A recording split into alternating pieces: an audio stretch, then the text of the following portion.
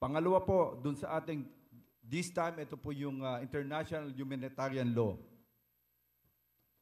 Ito po, dun sa ating recalibrated na drug war, ang unang-una nating iintindihin, pagtangkilik po sa ating batas. Let us observe human rights. Let us preserve human life. Ito po tayo, habang nandito po tayo sa bansa natin, nandito po kayo sa Pilipinas, alalahanan nyo, lahat ng tao may pag-asa. Wala po tayong karapatan na kunin ang buhay ng ibang tao.